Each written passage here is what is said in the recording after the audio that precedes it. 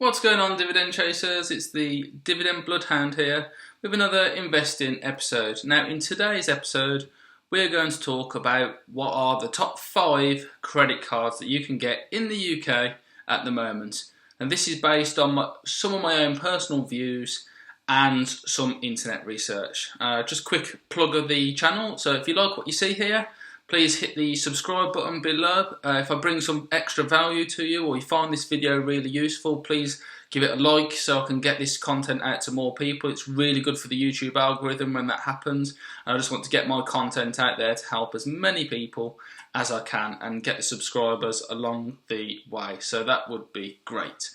There are a whole multitude of credit card companies out there. Every single bank will do their own sort of credit cards. There's companies out there that will just do normal credit cards, just any normal type, like American Express. Their sole reason for being is for credit cards.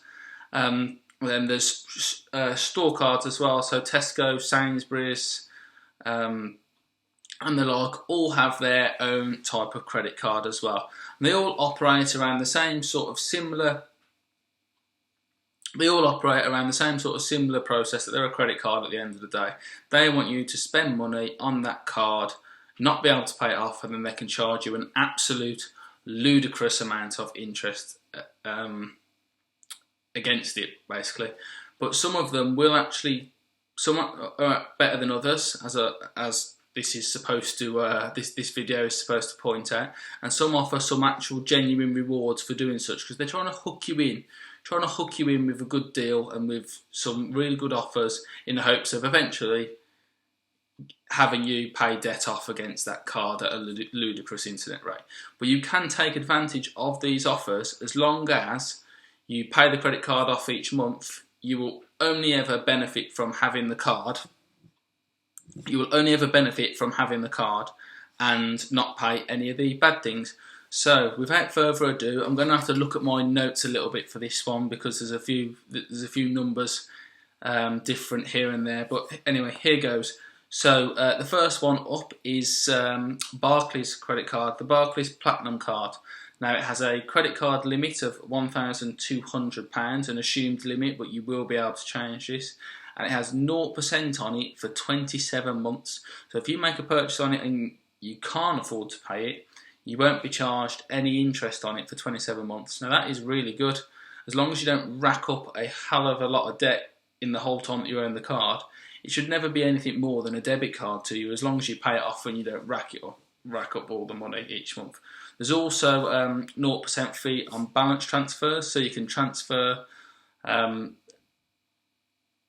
debt from other higher interest credit card onto this credit card that will then be 0 interest for free, won't cost you a penny. And then the assumed rate of APR shortly after the 27-month period is 21.9%. So that's obviously quite a little bit, but it is a credit card. Next up we have M&S, the M&S Shopping Plus card. Now that is another credit card that has exactly the same £1,200 original assumed limit. And it is again 0% for 20 months. So you get 20 months of completely 0%, won't cost you a penny to use the card at all. And exactly like I mentioned in the first one, as long as you've not got a massive debt at the end of it, won't cost you a penny to buy certain things. So that is really good for spreading the cost of something like a holiday, or even a small, like a lower cost car purchase or something along them lines. It's the same for balance transfers, 0% for your first 19 months. And you also manage to get some extra points on board if you are shopping at M&S. So if you use the credit card at Marks and Spencer's, you'll actually get discount for using that card and earn some points. The next one is MBNA, and that is exactly, a lot of these are going to be similar offers because they're not going to give you too much. Now the MBDNA card is the same thing, £1,200 limit, 0% on balance transfers for 26 months and 0% on purchases. The interest rate is 20.9%. They also do, and this is better for people with a bad credit or a not so good credit score. If you want to know about sorting your credit score out or improving your credit score, please check a previous video that I've uploaded that will help you sort your credit status, credit score. Have a word. We'll sort your credit score out and hopefully will help you improve it, which is good benefit for both of us. So they do what's called a soft credit check, so it doesn't affect your credit score even if they deny you for the card. But this card is aimed at people with a slightly less good credit score. So it gives you a chance to build your credit rating back up again. So you would spend on it, pay it off, spend on it, pay it off, and that will build your history back up again. And they charge a not so unreasonable 20.9% APR for the pleasure. Now then, the next one up, and this is my personal credit card, or not personal as in mine, anybody can have it, it's not tailored just to me, but this is a credit card that I use. So I've got my banking credit card of HSBC, which I've decided not to include in this video, because it's just a generic run-of-the-mill credit card.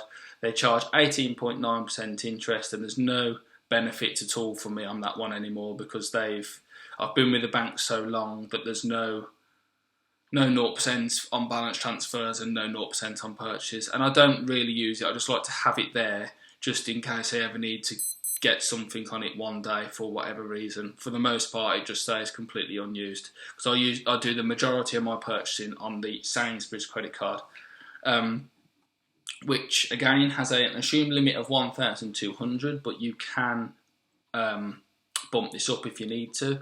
It's got 0% on balance transfers for 27 months and exactly the same with purchases. You get, it's a 3% on balance transfers, so there's a 3% fee on balance transfers during the application process, but afterwards it is free. And for signing up, you get your hands on, and this is why I signed up to it, you get your hands on 7,500 NECTAR points, which is the equivalent to £35 they put on your NECTAR card. But to get that, you have to spend. What do you have to spend? You have to spend at least £35 10 times in the first 2 months of owning the card, which doesn't actually work out to be that much. It's £350 essentially spent over 2 months. And if you're somebody like me that I live right next to a Sainsbury's, so I use the petrol station there all the time, and I do my shopping there. So spending that much really wasn't that easy. Got to eat, got to put petrol in my car to get to work. So I actually managed that quite easily. And you get the NECTAR points on the actual points that you spend there as well. These points are on top of that. And having the credit card itself actually doubles any NECTAR points that you purchase with in store. So every time you go to Sainsbury's, you go in, you buy your groceries for the week, use your NECTAR card on that, and get the points. And then when you use your credit card to pay, you double them points straight away, which is what I used it for.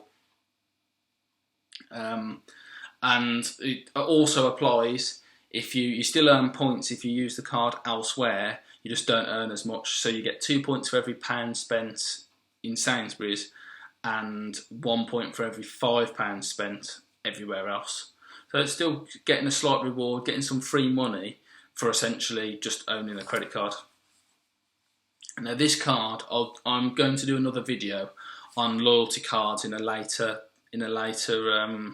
episode, but just to let you guys know now, this credit card helped me get £450 worth of NECTAR points on my NECTAR card in the space of a 2-year period. Now before anybody starts going, well, anybody could do that if they spent a fortune at Sainsbury's, and yes, you would be absolutely right. You should never buy stuff from a supermarket using the loyalty card or credit card if you don't actually need it.